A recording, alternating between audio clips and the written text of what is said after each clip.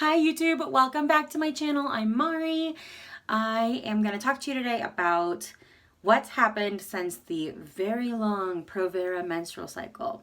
So the top two things that have happened are, number one, I had a second biopsy, and number two, I had an HSG test, or commonly known as the dye test.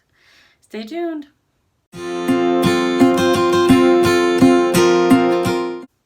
So I had Provera, had the longest cycle of my life, or most intense, I guess would be more accurate, because I'm used to long cycles. But after that whole experience, things were getting hectic at work, and Ryan and I just needed a little bit of a break.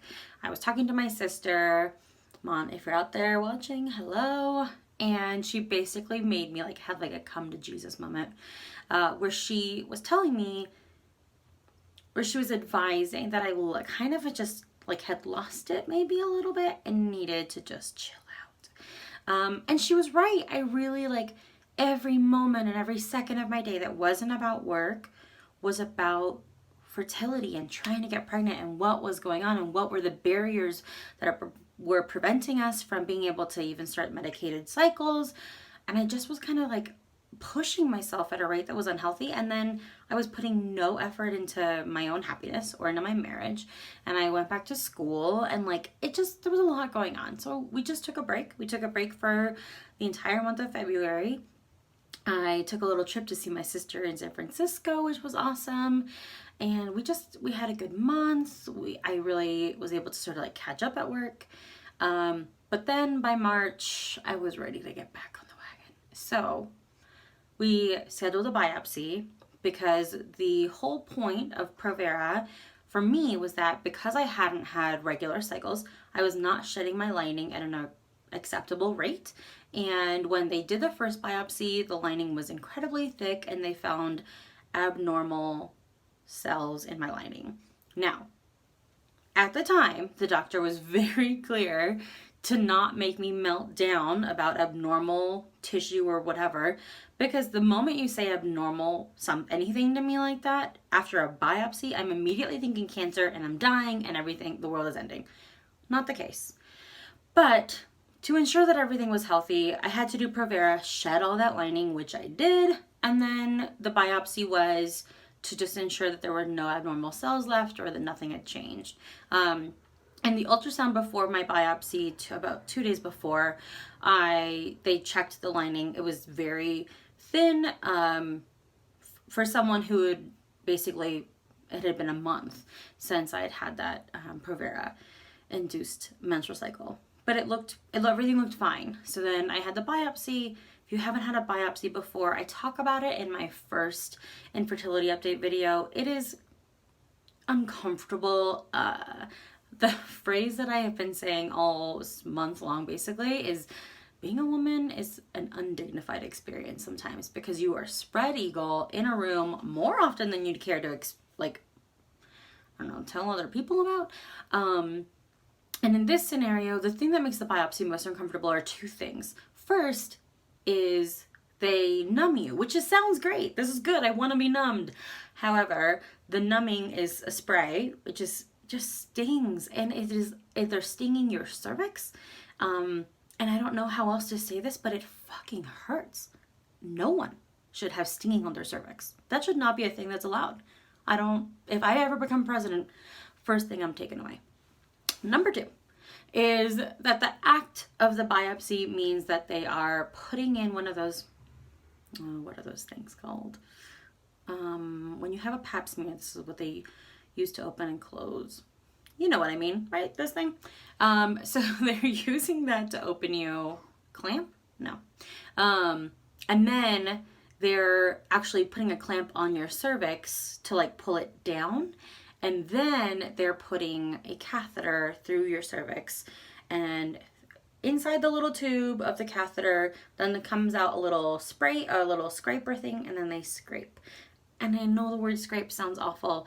It does not hurt as bad as it sounds, because by that point you're numbed because of the spray. And they do have to do that twice. Really all I felt was obviously the initial stinging, and then it's just uncomfortable. You feel pressure is basically the best word I can use to describe it. But I didn't actually, there was no scraping sounds. There was none of that. And then it's over. In my situation, my cervix did bleed a little bit from, I'm not sure if it's the catheter or the clamp or whatever. So he had to like just put a cream on it. I don't know. He made it stop bleeding. And that was it. But other people must have had worse experiences because the physician assistant that was in there with the doctor like was holding my legs and was like, "You're doing so good, you're so brave."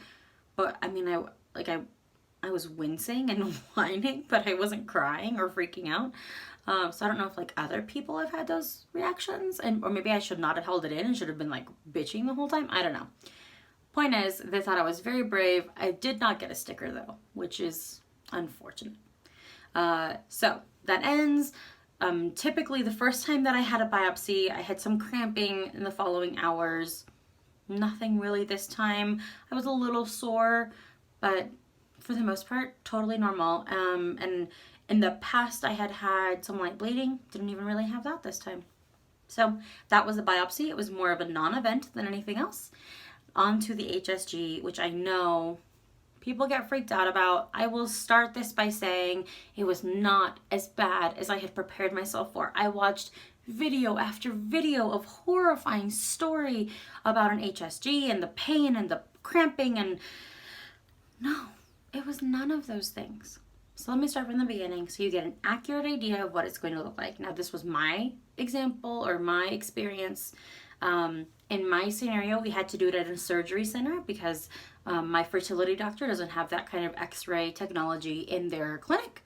Other people I've seen do it in hospitals, which they did give me the option for, but it was more expensive to do it in the hospital than it would have been at the surgery center.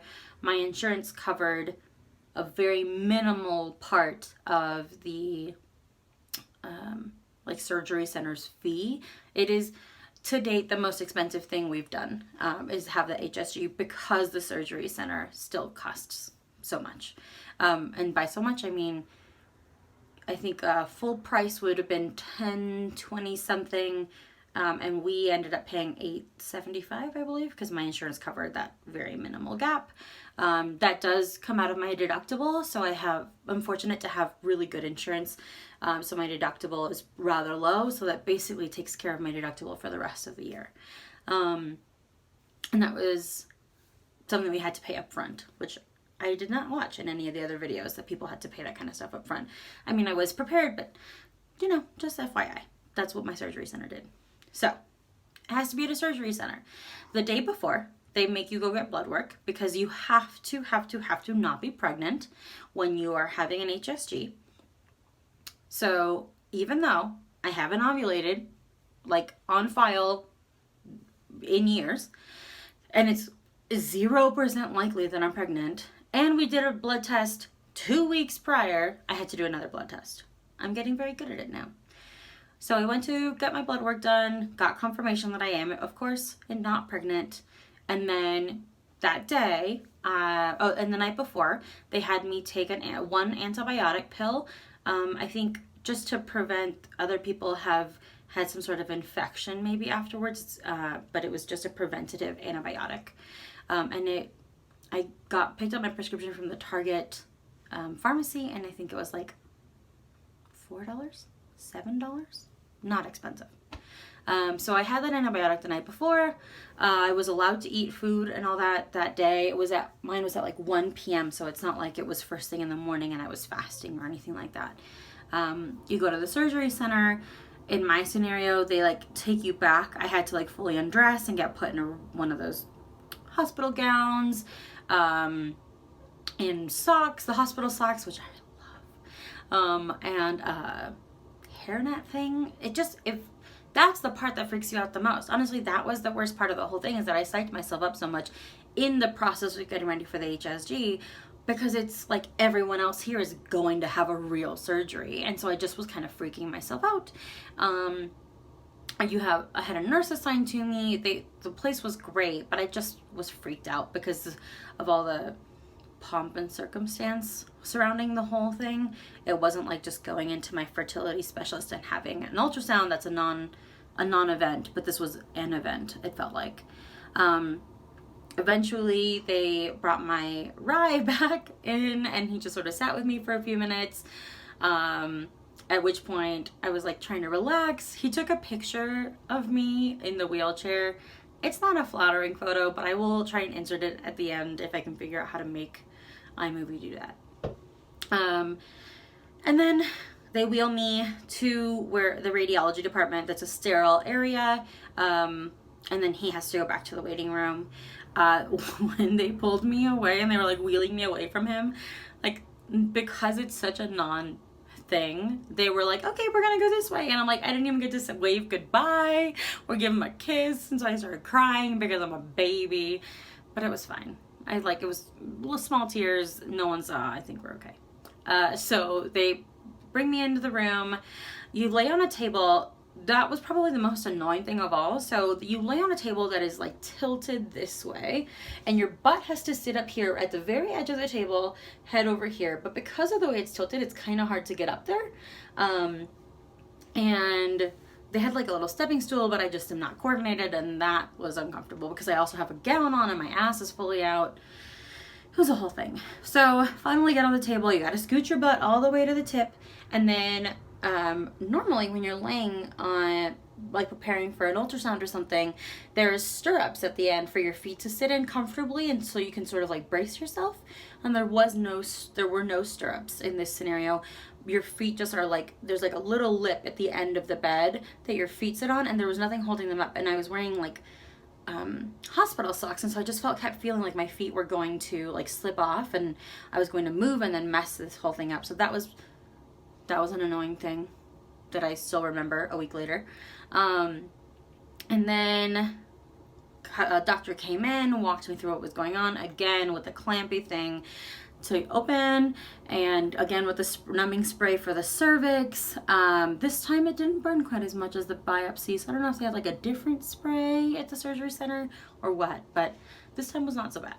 And then he explains what he was doing. I was very grateful that there was a camera to my right that I could look at so that I wasn't looking down and like watching this happen. I was looking to the right, and I could see once, like it was happening very quickly. I could see the dye enter, go through the uterus, and then go into the uterus and then go through the tubes. So I was seeing it happen real time, and it just was a really decent distraction. Other people have complained that this is the point where there was burning or cramping because of the dye pushing through your tubes, and I didn't feel any of that. It was uncomfortable, but not, again, just kind of like pressure, and basically having the clamps there was maybe more distracting than the actual dye pushing through my tubes. And then it was basically over. Again, my cervix bled a little bit from the whole situation, so he had to stop the bleeding with whatever magic he does to stop the bleeding. The dye was, he said, comes out kind of like a brownish, dark brownish, oxidized color. And so as soon as I got up, I was leaking that and maybe some blood. But they put me right back in the wheelchair and wheeled me over to the recovery room, where the doctor then came back in, and Rye was there. And they were able to like show me the scans right then and there. My tubes are totally clear. Everything was perfect. They look the way they're supposed to. And I honestly did not know how stressed I was, because I had no reason to believe that my tubes were blocked at all. But I did not realize how stressed I was by that potential until he said everything's fine, and the sigh of relief was, or the feeling of relief was overwhelming. And so that was the last hurdle before we get to start medicated cycles and actually get to the baby making process of all of this. I was grinning ear to ear by then. I was just so relieved and grateful, and now all that's left is we had to choose. The next video will be us choosing between, we had to choose between Clomid or Femara, and timed intercourse or an IUI. So stay tuned, subscribe below. I hope that was really helpful for you, and I hope I didn't make it sound too scary.